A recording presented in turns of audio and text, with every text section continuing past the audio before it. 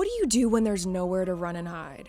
What happens when a haunting, an entity, follows you wherever you go? These are questions the Surrency family ask themselves on a daily basis after an entity on a rampage took over their lives for years. In the 1870s, the Surrency family lived in a big house near the railroad tracks that ran through the Georgia town of the same name. If you've never heard of Surrency, it's in Appling County, about 90 miles southwest of Savannah. Before the town was established, the Surrency family owned a big farm there in the 1800s. They were a very normal family, they had a bit of money. The Surrency family home was a beautiful farmhouse, and they seemed very comfortable there before the paranormal activity began. But one day in 1872, it was like a switch flipped. Something shifted for the family. A malevolent entity took hold, and the terror began.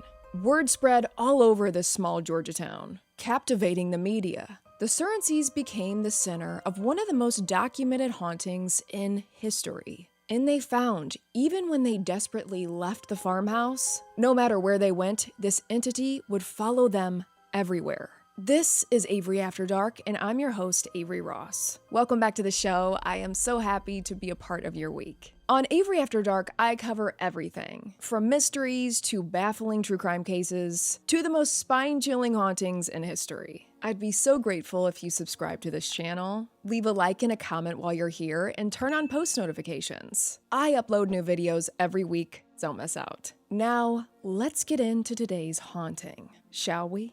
Before the town of Surrency was established, Alan Surrency and his family lived in a two-story farmhouse, and from all accounts, they were your typical normal family. Alan made a great living. He ran the only general store in town and operated the town's sawmill, in addition to running the farm. He was described as well-to-do, an honorable citizen of the community. He was trusted and had a great reputation. But at home, things were about to turn upside down. One warm summer day in June 1872, Mrs. Surrency was sewing in her bedroom when from behind her, she started to hear these strange sounds. At first, she didn't pay it any mind, but then she heard it again and again. She finally turned around to see a pitcher slowly shaking back and forth inside their wash bowl. You may have seen wash bowls. Before it was common for homes to have indoor plumbing, wash stands were a fixture in a lot of bedrooms. There would be a water pitcher and bowl for washing hands and faces. So Miss Surrency watched as this bowl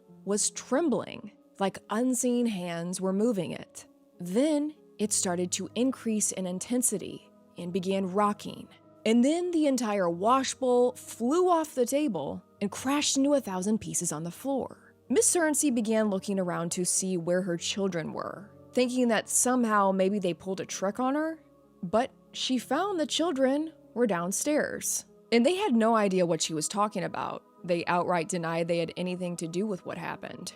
So the family chalked this up to a possible earthquake tremor, not really sure how else to explain it away. Not long after this, one day, the Surrency family sat down at their dining room table for lunch, when suddenly, they heard the door on the other side of the house open and then slam shut. They all jumped, but again, rationalized it. Maybe it was the wind, a summer storm approaching perhaps. The family tried to continue with their lunch. Then, that same door creaked open slowly and slammed shut with such an aggressive force, the entire farmhouse shook. It was so powerful it seemed like someone had slammed it shut with all their might. As the family listened in confusion, the dining room went berserk.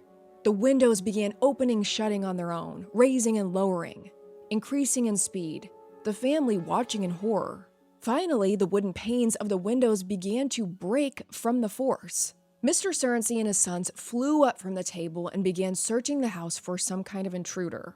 The back door, the windows, they didn't know what to make of it other than someone had broken in, and this intruder was terrorizing the family. They searched high and low, but found no one inside the house. And they had no explanation for what happened that day. Little did they know, this was just the beginning. From then on, the activity grew more frequent and more aggressive. And the dining room seemed to be a focal point for the activity. For months, the family would be sitting down to eat, and out of nowhere, it was like some invisible force would yank the tablecloth off the table, dumping food onto the family's laps and onto the floor. On numerous occasions, hot tea, soup, and coffee would be flung into their faces.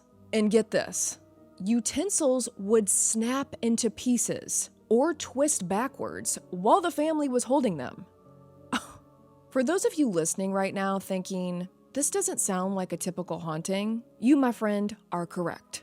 This activity fell more in the realm of a poltergeist, which is a ghost or other supernatural entity that causes physical disturbances, such as loud noises and objects thrown around. And the Surrencys were being physically tormented by this entity, and it seemed to be gaining strength by the day, becoming increasingly more malevolent. As the family tried to cope, they kept things private, opting not to tell anyone about the activity in the home. But it was getting worse. The house was reportedly always cold. Terrible drafts would chill the family to the bone. Their home, a place they had lived comfortably for years, a place of peace, was now in a state of chaos every day.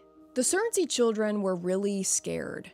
They refused to leave the house at night to check on the horses or gather water because they claimed that on numerous occasions, they witnessed multiple pairs of glowing red eyes surrounding them on the farm in the dead of night. Mr. and Mrs. Surrency were becoming really worried for the children's safety. They didn't know what was behind this, but believed it was some kind of supernatural force, as it was becoming abundantly clear no human was capable of this. Weeks rolled into months, and things were escalating every day. Doors would slam shut, strange sounds coming from empty rooms, and bizarrely, it was also reported that the clocks within the home would strike 13, and the hands on the clocks would be seen spinning erratically, wildly out of control.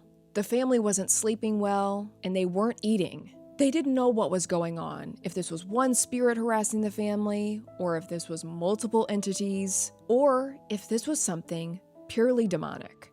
And sure enough, the entity did begin targeting the children. On one occasion, the Surrency's son Robert was sitting in their library room one day, reading a book, when out of nowhere, a heavy iron was thrown from the fireplace, hitting him. His brother, Sam, was in the room and witnessed the entire event. He said he saw the large and heavy brass object lift up on its own, hover for a moment, before it hurled itself through the air, straight at his brother. As Robert fell to the floor, Sam said he watched as the iron flung back into the fireplace, as his brother was on the ground in shock. That is so scary. As the farmhouse descended into paranormal chaos, the entity soon chose another family member to latch onto, the Surrency's daughter Clementine, and things were about to escalate even further. Go to part 2.